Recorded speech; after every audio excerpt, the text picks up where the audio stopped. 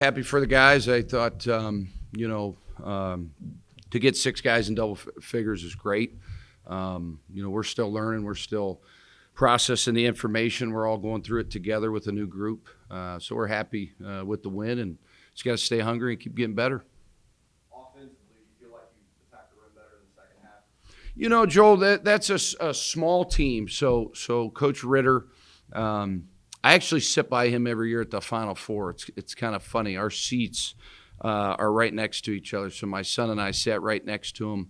I've known him a long time and his family. He's a really good coach. And I thought he did a great job early. I thought his plan coming in here was to switch every ball screen, to try to front. We have a bigger lineup. We start Malik and AD. That threw us off a little bit.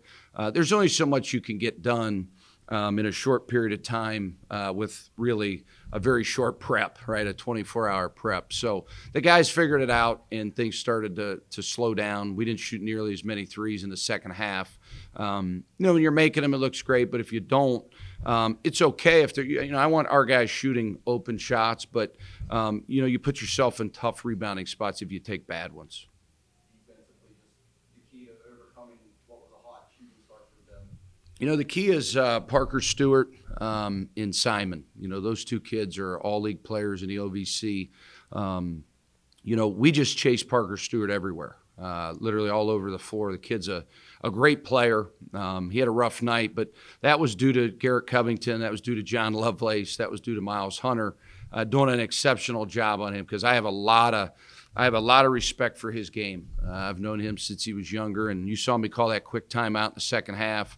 They cut it to 12, and our guys kind of laughed. They thought it was pretty quick, but I just said, guys, I've seen this kid play for many years. We don't want to get him going.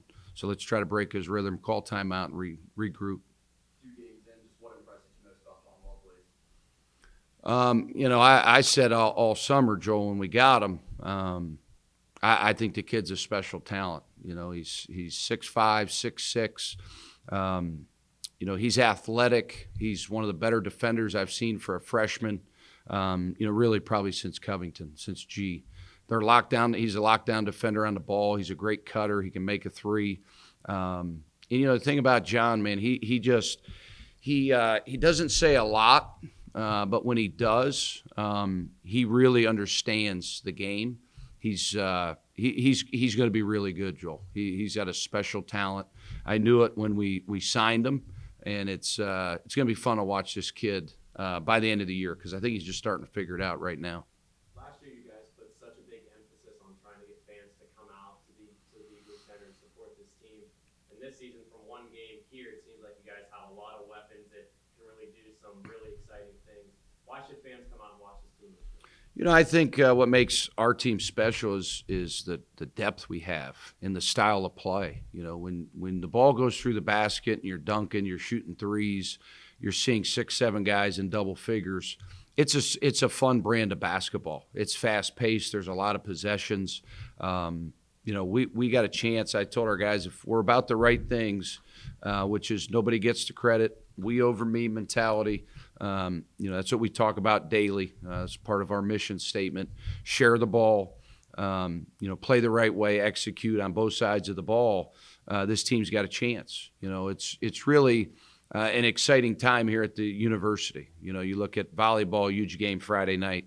What she's done, she's turned it around. A lot of hard work. Very close with her. You look at what our women's soccer program has done, played for a league championship. You look what Doug's doing. You look what, our track and field every year, women's basketball.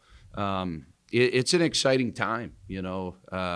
Ron's done a heck of a job putting a lot of people in place to do really good things. So, we want to obviously finish this football season out, get to the playoffs, win this week, sell the stadium out next weekend. Why not? Sell it out. Let's start selling out the Beagley. But I think, as you know, fans will come when you win. You got to just keep doing the right thing, get out in that community, play the right way, and people want to watch. Coach Dwayne, another high-efficiency game, 7 of 10 from the field, only 2 threes made in both. Can you talk about his continued development? Yeah, DC needs to be a first-team All-League guy for us, right? But he needs to be a first-team All-League guy in leadership, in defending, in doing the intangibles. I tell him, try to remind him a couple times throughout the game, use your voice. You know, you see when I'm not, I'm meeting with the coaches in between timeouts, you know, he's coaching the team. You know, Adrian's doing that. Bryce is learning how to do that. Malik's using his voice. Garrett always uses his voice. So having those older guys do that. But Dwayne's going to fill up the stat sheet. You know, Dwayne can get 20, but he needs to get, 5 assists. He needs to get 5 or 6 rebounds, which he did tonight. He needs to have an all-around game each and every night. And it's not pressure. It's what we expect. He's a big-time talent. He's put a lot of time into his game. Love him to death, and I think he's going to have a great year. Just got to keep doing it. The first 2 games, we were able to put up 90 points in each of the first 2, to be able to have that type of productivity offensively early in the season. How big is that? It's kind of funny. So Ben and I are doing the offense, and Manny and Ethan are doing the defense, and I don't think we're anywhere near where we need to be offensively. And the defensive guys keep saying, well, we're averaging 90 against 2 Division I teams. So, we look at efficiency in the half court. We look at efficiency in transition. That's points per possession. We look at time of possession. We look at, what we're running, how efficient each set is. We got a lot of room for improvement. But the hardest team to guard is a team that can run.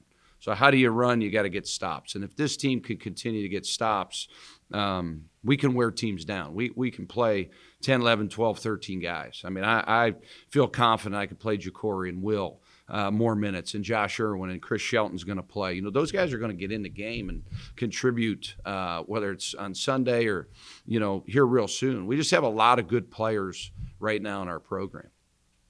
Like you said, a team with a lot of good players this year. On Sunday, going to go play a Power 5 program in Notre Dame.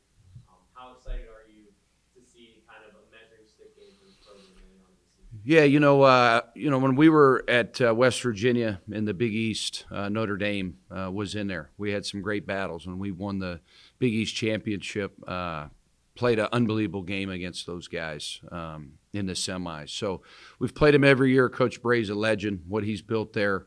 Guy can flat out coach. He's got a great team. Looking forward to watching some tape tonight. They're playing Radford. One of my former players from West Virginia, Darius Nichols, plays them tomorrow night. Good friend of mine. So I'm anxious to see them play. I haven't seen them play, but we know they're going to be very well coached. And it's going to be a great environment. We're going to leave on Saturday and play on Sunday. And, it seems like in Youngstown, everybody's Michigan, Ohio State, or Notre Dame. So we need those Youngstown fans to be rooting for the Penguins on Sunday at 4 o'clock.